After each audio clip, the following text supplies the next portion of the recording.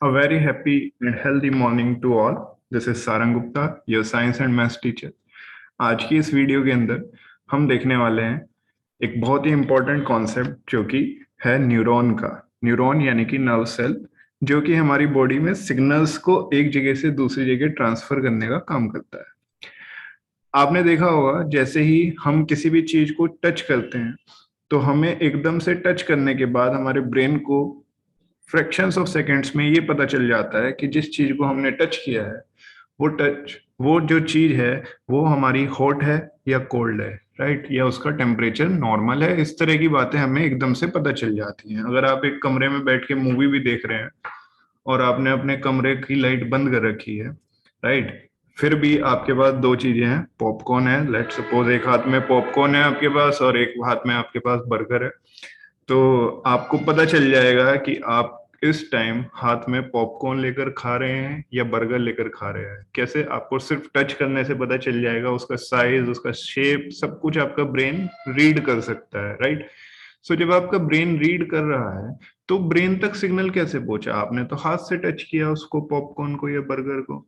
आप अंधेरे रूम में बैठे हो फिर भी आपने एकदम से हाथ डाला, आपको पता चल जाएगा कि आपने बर्गर उठाया या पॉपकॉर्न। तो वहां पर क्या होता है, जब आप अपनी फिंगर्स से उस पॉपकॉर्न को टच करते हो या उस बर्गर को टच करते हो तो वो जो एक सिग्नल है, टच वाला जो एक सिग्नल है, वो आपका सिग्नल ट्रांसफर होता है कहाँ तक? ब्रेन तक। आपकी फिंगर्स से, आपके हैंड से कहाँ तक जाता है? वो ब्रेन्स तक जाता है, ब्रेन तक जाता है। उसके बाद ब्रेन उसको रीड करता है और फिर ब्रेन रीड करके आपकी मसल को बताता है कि अब आपको उसके साथ क्या करना है। अगर वो पॉपकॉर्न है तो आप उसे खा लोगे, अगर वो बर्गर है तो आप उसे खा लोगे। आपके हाथ में अगर रिमोट आ गया तो आप उसे थोड़ी ना खाओगे, तो आपका ब्रेन आपको मना कर देगा कि नहीं, ये तो रिमोट है, राइट। सो इस तरह से जो सिग्नल्स को पहुंचाने वाला सारा काम है, सारा फंक्शन है, that is done by the neuron, that is nerve cells. Neurons are also known as nerve cells, right? सो उसका स्ट्रक्चर कैसा होता है, वो कैसे दिखता है, कैसे वो सिग्नल को ट्रांसफर करता है, वो सब हम आज इस वीडियो के अंदर डिस्कस करने वाले हैं। तो देखो, न्यूरॉन का जो स्ट्रक्चर होता है ये हमारी बॉडी का ना लंबा सेल होता है, काफी लंबा, काफी लॉन्गेस्ट सेल होता है हमारी बॉडी का। ये मान के चलिए कि it is the longest cell of our body, human body. और इसका कुछ स्ट्रक्चर ऐसा दिखता है जैसे कि आपको भी स्क्रीन पर दिखाई दे रहा है, राइट। तो यहाँ पर इसका जो मेन पार्ट है, डेट इज ये वाला पार्ट, ये आपका कहलाता है सेल बॉडी। ये सेल बॉडी यानी कि सेल का मेन बॉडी पार्ट ये है। और इस बॉडी पार्ट से बाकी के इस न्यूरॉन के सभी पार्ट्स निकले हुए हैं। ये जो आपको सारे पार्ट्स इसके दिखाई दे रहे हैं, एक इधर जा रहा है ऐसे, एक इधर जा रहा है ऐसे, ये सारी जो ब्रांचेस हैं, ये सब जो पार्ट्स हैं, ये सब इस सेल बॉडी से अराइज हुई हैं, राइट। तो मेन सेल बॉडी आपकी ये है। और सेल के अंदर हमने पहले ही पढ़ा है, सेल के अंदर क्या क्या होता है। मेन चीज, सेल के अंदर होता है न्यूक्लियस, ठीक है, जो कि उसका डायरेक्टर ऑफ द सेल कहलाता है। न्यूक्लियस तो वैसे भी जो कि उसकी सारी फंक्शनिंग को कंट्रोल करता है। और सेल के अंदर मेन चीज दूसरी क्या होती है? Cytoplasm, right. तीन चीजें मेन होती हैं सेल के अंदर, किसी भी सेल के अंदर, न्यूक्लियस, उसका साइटोप्लाज्म और उसकी मेम्ब्रेन यानी कि प्लाज्मा मेम्ब्रेन। तो वो सब बेसिक्स हैं, वो हमें अभी यहाँ पर दोबारा से पढ़ने की जरूरत नहीं है। फिलहाल हमें इसके स्ट्रक्चर के बारे में और जानना है। यहाँ पर देखिए बहुत ध्यान से, क्या सेल बॉडी के अंदर से कुछ ब्रांचेस निकली हुई हैं इस तरह से, लाइक दिस, राइट, जिनको मैं हाईलाइट कर रहा हूँ। तो these small branches like structures are known as dendrites. इनको हमने बोला है डेंड्राइट्स। अब ये डेंड्राइट्स क्या काम करते हैं, क्या इनका फंक्शन है, तो वो सब अभी हम पढ़ेंगे। पहले हम एक बार इन सभी के नाम देख लेते हैं और फिर इनके फंक्शंस पर आते हैं। तो ये जो स्मॉल ब्रांचेस आपकी निकली हुई हैं ये क्या कहलाती हैं? डेंड्राइट्स। एक ब्रांच आपको इधर भी जाती हुई दिखाई देगी, this is the longest part of this cell and this part is known as axon. इस पार्ट को क्या बोलते हैं? Axon. This is the longest part of neuron. अगर पेपर में क्वेश्चन आएगा कि न्यूरॉन का सबसे लंबा पार्ट बताइए क्या होता है, तो your answer will be axon, right.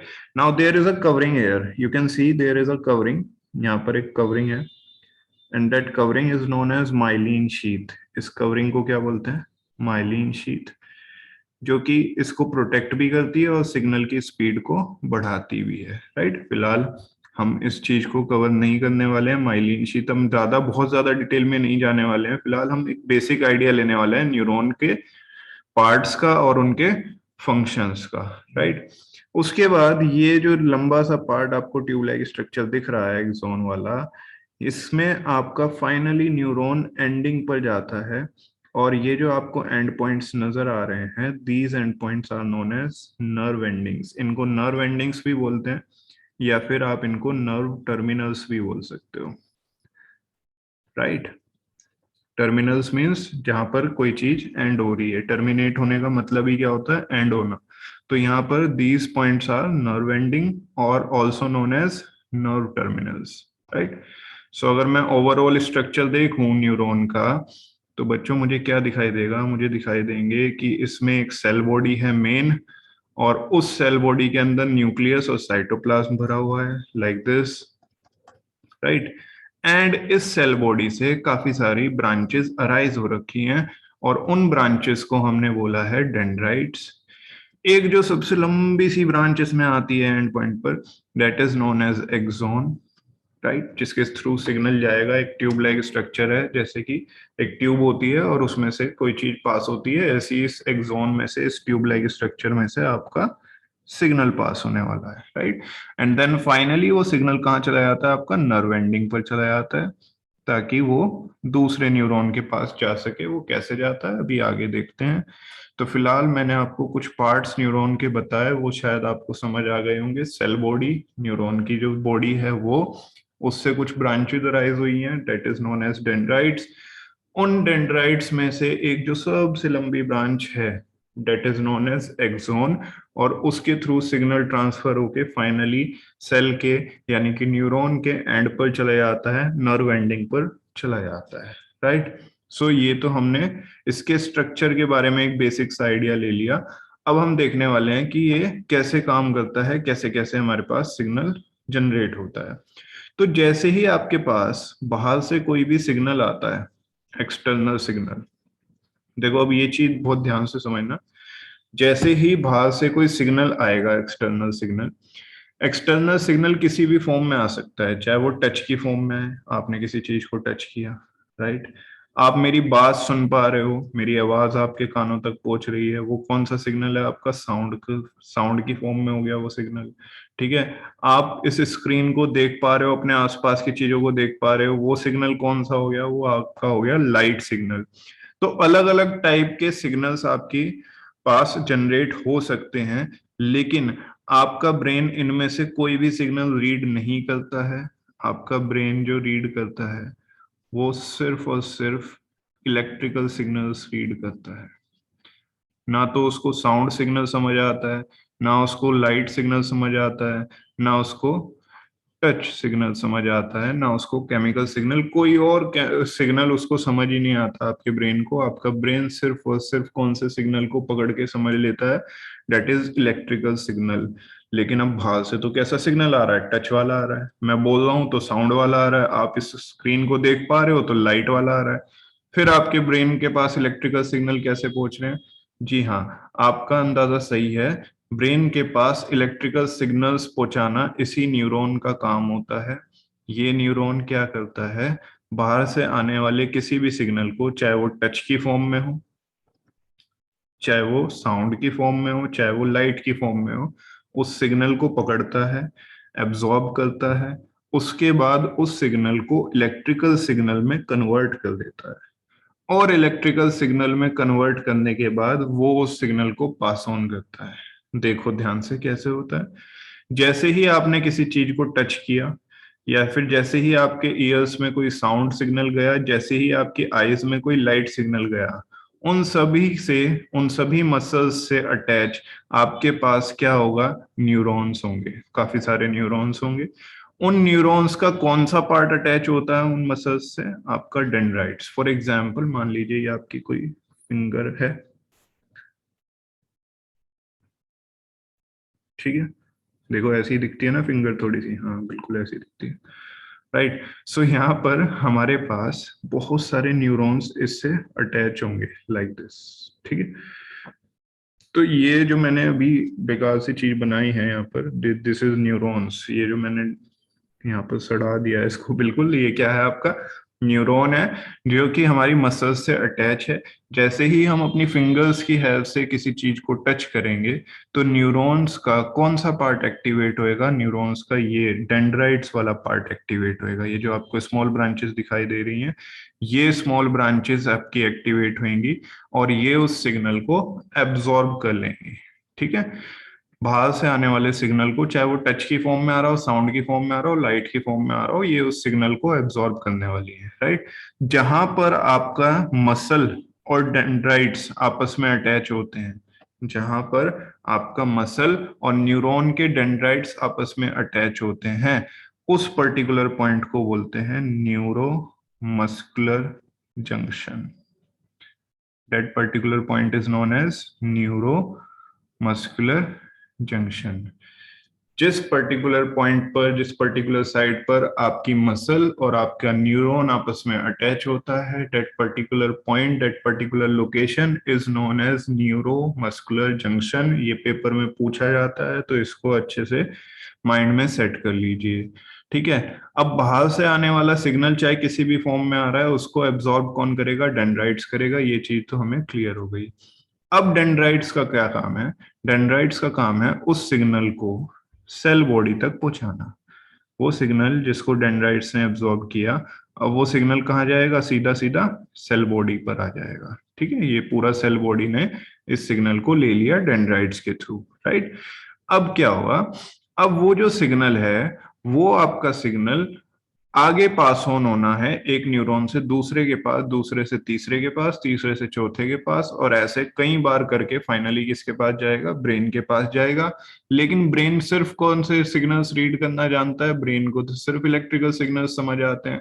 तो इलेक्ट्रिकल सिग्नल्स समझ आने की वजह से ये न्यूरॉन क्या करता है, बाहर से आए गए सिग्नल को, चाहे वो टच की फॉर्म में आओ, साउंड की फॉर्म में आओ, लाइट की फॉर्म में आओ, किसी भी फॉर्म में आने वाले सिग्नल को कन्वर्ट कर देता है इलेक्ट्रिकल सिग्नल में। ये सेल बॉडी, ये डेंड्राइट्स मिलकर क्या करते हैं, बाहर से आने वाले सिग्नल को कन्वर्ट कर देते हैं इलेक्ट्रिकल सिग्नल में। तो अब यहाँ पर कौन सा सिग्नल जनरेट हो चुका है, इलेक्ट्रिकल सिग्नल। बाहर से कोई भी सिग्नल आया हो, it does not matter whether it is in the form of touch, sound और लाइट। राइट। लेकिन ये क्या करेंगे, उस सिग्नल को पकड़ेंगे, अच्छा बेटे टच की फॉर्म में आया, साउंड की फॉर्म में आया, लाइट की फॉर्म में आया, नहीं हमें तो क्या चाहिए, इलेक्ट्रिकल सिग्नल चाहिए, तो हम तो तेरे को इलेक्ट्रिकल सिग्नल में कन्वर्ट कर देंगे। ठीक है। Are you getting my point. यहाँ पर डेंड्राइट्स और सेल बॉडी मिलकर बाहर से आने वाले किसी भी सिग्नल को पकड़ेंगे और उसको डायरेक्टली उठाकर किस में कन्वर्ट कर देंगे, इलेक्ट्रिकल सिग्नल में, चाहे उसकी मर्जी हो या ना हो। राइट। अब वो सिग्नल, इलेक्ट्रिकल सिग्नल, इस एक्सोन के थ्रू, इस ट्यूब लाइक स्ट्रक्चर के थ्रू कहाँ जाएगा, नर्व एंडिंग तक जाएगा। इससे पास होकर, एक्सोन से पास होकर फाइनली कहाँ जाएगा, नर्व एंडिंग पर जाएगा। ठीक है। तो ये तो हमारा एक न्यूरॉन का फंक्शन हो गया कि बाहर से आने वाले सिग्नल को उठाओ, इलेक्ट्रिकल सिग्नल में कन्वर्ट करो, एक्सोन के थ्रू पास करो और नर्व एंडिंग तक पहुंचा दो। ठीक है। अब ये सिग्नल एक न्यूरॉन से दूसरे न्यूरॉन पर जाना है, न्यूरॉन 1 से न्यूरॉन 2 पर जाना है।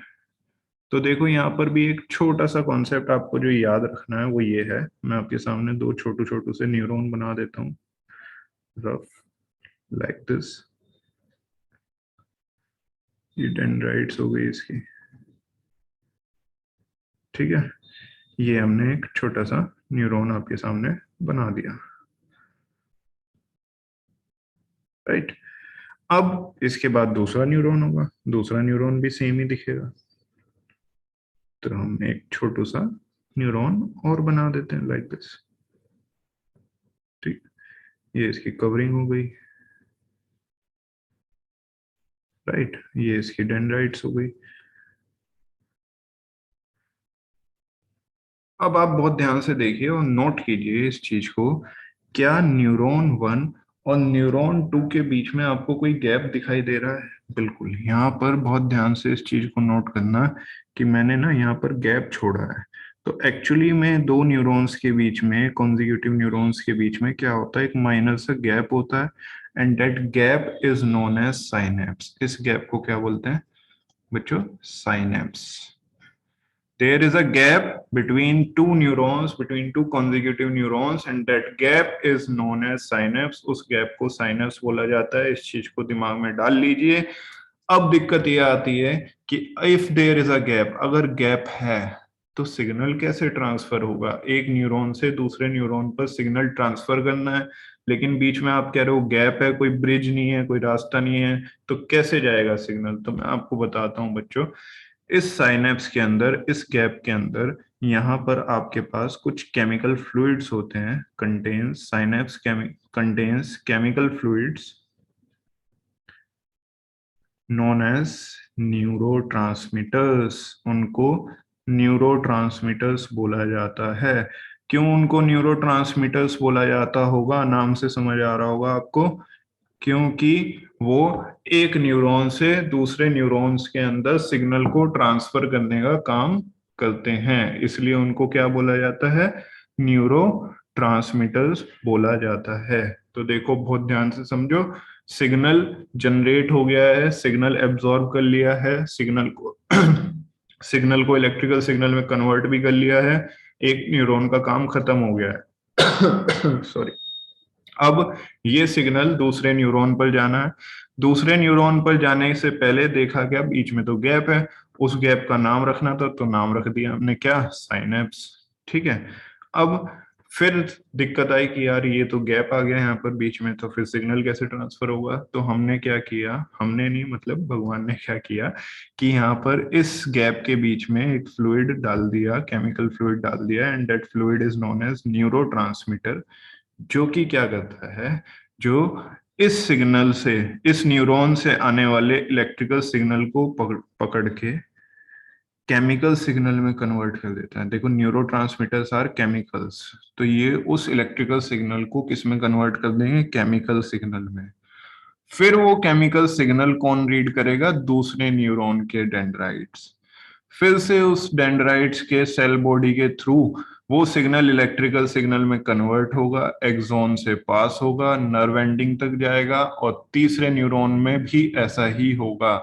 दूसरे और तीसरे न्यूरॉन के बीच में भी गैप होगा, उस गैप को भी साइनेप्स बोलेंगे, उसमें भी न्यूरोट्रांसमीटर्स होंगे, और वो इलेक्ट्रिकल सिग्नल दोबारा से केमिकल सिग्नल में कन्वर्ट होगा, और दोबारा से वो तीसरे न्यूरॉन के डेंड्राइट्स द्वारा एब्जॉर्ब होगा। तो ये साइकिल आपकी लगातार चलती रहती, और कब तक? जब तक कि आपका फाइनली सिग्नल कहाँ तक ना पहुंच जाए? ब्रेन तक ना पहुंच जाए। तो बच्चों क्या हो रहा है यहाँ पर? यहाँ पर ये हो रहा है कि न्यूरॉन बाहर से आने वाले सिग्नल को एब्जॉर्ब करता है, इलेक्ट्रिकल सिग्नल में कन्वर्ट करता है। अब उसका एक काम खत्म हो गया, दूसरा काम है उस सिग्नल को पास ऑन करना। पास ऑन करने के लिए उसको क्या चाहिए? बीच में कुछ ना कुछ होना चाहिए उस गैप के अंदर, उस साइनेप्स के अंदर। तो वहां पर क्या होते हैं? न्यूरोट्रांसमीटर्स। जैसे ही एक न्यूरॉन से सिग्नल आएगा, इलेक्ट्रिकल सिग्नल, वो न्यूरोट्रांसमीटर उस इलेक्ट्रिकल सिग्नल को केमिकल सिग्नल में कन्वर्ट कर देंगे, और वो केमिकल सिग्नल दोबारा से एब्जॉर्ब कौन करेगा? दूसरा न्यूरॉन करेगा। और यही फिर दूसरे न्यूरॉन का जब इलेक्ट्रिकल सिग्नल यहाँ तक आएगा, नर्व एंडिंग तक आएगा, फिर वो तीसरे न्यूरॉन के पास जाने के लिए दोबारा से किसकी हेल्प लेगा? न्यूरोट्रांसमीटर्स की, जो कि उसको केमिकल सिग्नल में कन्वर्ट कर देंगे। तो ऐसे बार बार आपका सिग्नल इलेक्ट्रिकल सिग्नल में कन्वर्ट होगा, फिर केमिकल में होगा, फिर इलेक्ट्रिकल में होगा, फिर केमिकल में होगा, फिर इलेक्ट्रिकल में होगा, फिर केमिकल में होगा, फिर इलेक्ट्रिकल में होगा, फिर केमिकल में होगा। ऐसे बार बार बार बार कई बार होने के बाद फाइनली सिग्नल आपका कहाँ पहुंच जाएगा? ब्रेन तक पहुंच जाएगा। सोचो, इतने सारे प्रोसेसेस एक साथ बार बार हो रहे हैं, और ये एकदम से इंफॉर्मेशन आपके पास ब्रेन तक पहुंच जाती है। तो जरा सोच के देखो कि ये जो इंफॉर्मेशन पासिंग का गेम जो न्यूरॉन खेल रहा है, वो अपने गेम में कितना पक्का होगा, कितनी ज्यादा उसकी हाई स्पीड होगी कि हमने इधर किसी चीज को टच किया और हमें पता चल जाता है कि वो चीज गर्म है या ठंडी है, या हमने किसी चीज को टच किया, हमें पता चल जाता है हमने पॉपकॉर्न उठाया या बर्गर उठाया है। राइट। सो ये जो प्रोसेस होता है, ये बहुत फास्ट होता है, बहुत बहुत ज्यादा फास्ट होता है। तो आई होप अब आपको न्यूरॉन का एक बेसिक सा आइडिया लग गया होगा, कैसा उसका स्ट्रक्चर है, क्या उसके पार्ट्स हैं, कैसे सिग्नल उसमें एब्जॉर्ब होके डेंड्राइट्स के थ्रू सेल बॉडी से एक जोन से पास होके नर्व एंडिंग तक जाता है, उसके बाद दूसरे न्यूरॉन पर जाता है, कैसे न्यूरोट्रांसमीटर्स की हेल्प से। So this is the basic idea only कि यहाँ पर हमारे पास जो न्यूरॉन्स हैं, जो कि नर्व सेल है, जो कि सिग्नल्स को ट्रांसफर करने का काम करते हैं, वो कैसे काम कर पा रहे हैं, राइट। सो आप कमेंट करके जरूर बताइएगा कि ये वीडियो आपको कैसी लगी, आपको सीखने को मिला या नहीं मिला। अपने सारे फ्रेंड्स को बता दो, व्हाट्सएप ग्रुप में शेयर कर दो, इसको फैला दो, उनको बताओ कि न्यूरॉन्स क्या होता है, कैसे काम करता है, right. So thank you very much everyone, have a very nice day, bye bye.